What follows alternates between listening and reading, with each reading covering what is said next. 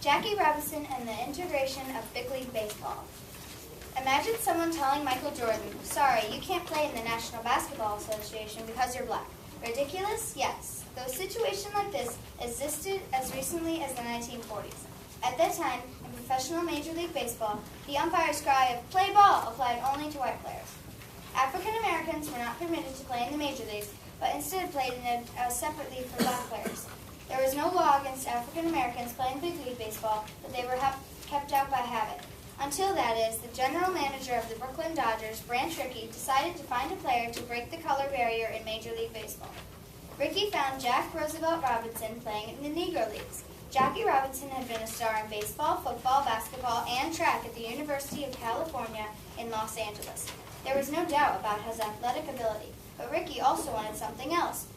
A man strong enough not to fight back against the insults and abuse that were sure to come his way as the first African American in the big leagues. At first, Robinson was confused. You don't want a ball player who's afraid to fight back, do you? He asked Rickey. I want a ball player with enough guts not to fight back. Rickey knew that if Robinson got into fights, then whites would take that as proof that black players couldn't get along with white players in the major leagues. Jackie Robinson accepted the challenge. When he took his place at first base of April of 1947, he was greeted with jeers and insults, but he kept his cool, and gradually attitudes changed. Already by the end of the 1947 season, 4 more African American players joined major league teams. Robinson himself was voted Rookie of the Year. In the 1949 season, he had the highest batting average in the National League and was voted the league's most valuable player. His determination and ability opened the way for players of all races to succeed in major league professional sports in America. Our script is called How Jackie Changed the World. I'm Chase and I'm a hot dog vendor. I'm Thunder and I'm Dodger Rock. I'm Clayton and I'm Mr. Richard. I'm Carter and I'm the sound effects. I'm Michael, I'm Dodger 2. I'm Daniel and I'm fan number 1. I'm Kyle and I'm Jackie. I'm Spencer and I'm the sports announcer. I'm Daniel and I play fan number 2. I'm Alyssa and I'm spectator number 2. I'm Audrey and I'm spectator number 1. I'm Emily and I play Pee Wee Reeds. I'm Olivia and I play fan number 3. I'm Brittany and I play the peanut vendor.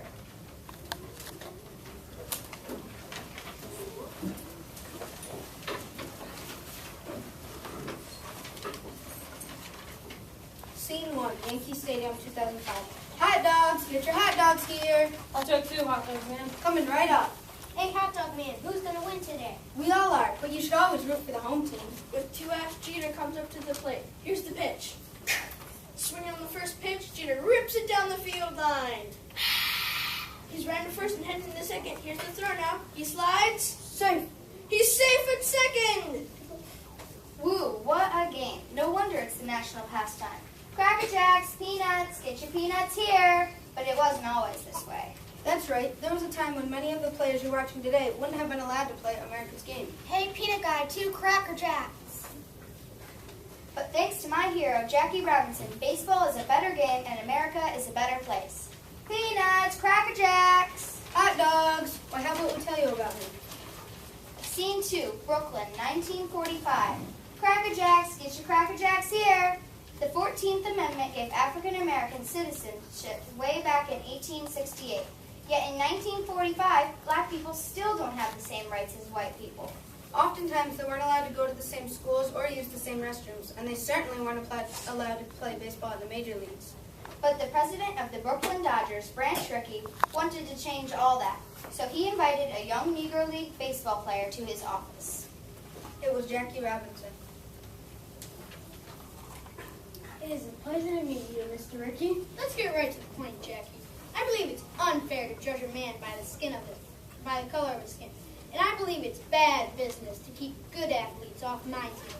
I need a player who is strong enough to break the color barrier in Major League Baseball. It's a mighty tall order, Mr. Rickey, but I believe I'm up to it. I'm looking for a special kind of athlete. My scouts tell me you're the only person ever to letter in football, basketball, track, and baseball in the UCLA. Competition was pretty fierce in my household, growing up with 3 older brothers and all. I guess you'd say I'd have to develop my fiery spirit. And a fierce temper, no doubt. Mr. Rickey knew that he needed more than just a great athlete if he was to be successful in this goal of integrating baseball. He needed someone with strength of character. If you were to play for the Dodgers, Mr. Robinson, will you be able to control yourself when people hurl insults at you? My mother raised us to behave like gentlemen, to be respectful even when we were being treated badly.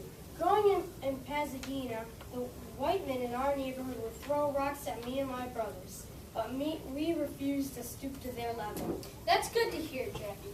But I can assure you it will be much worse with 40,000 people yelling at you. What will you do when the crowd taunts you with racist remarks? My mother always taught us to turn the other cheek.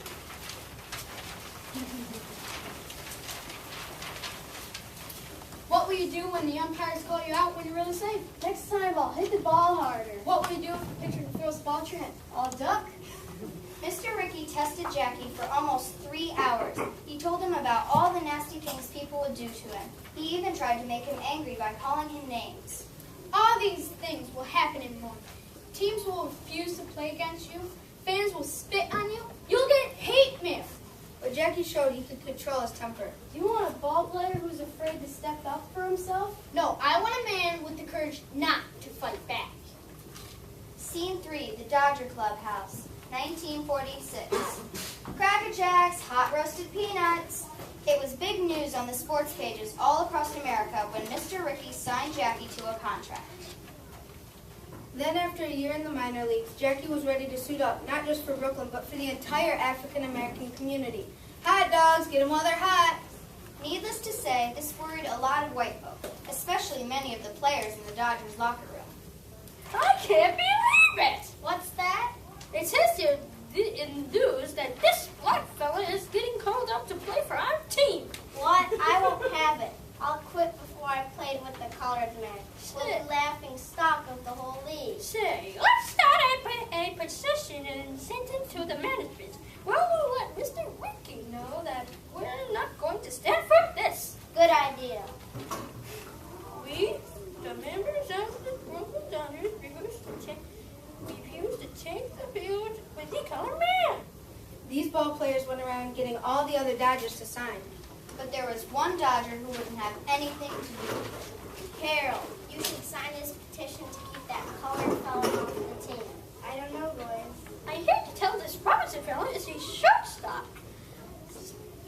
They aim to give him your job. If he's good enough to take my job, then he deserves it. Sorry, boys, I won't sign. But Pee-wee, I don't care if this man's black, blue, or striped. If he can play and help us win, well, that's all that matters. Of course, like Jackie Robinson and Branch Rickey, Pee Wee Reese knew that there was more to it than that. If Jackie could help the Dodgers win, then other teams would sign black players too. It would lead to the integration of the national pastime and ultimately the integration of America. Hot dogs, fresh frankfurters. Scene 4, Cincinnati, Ohio, 1947.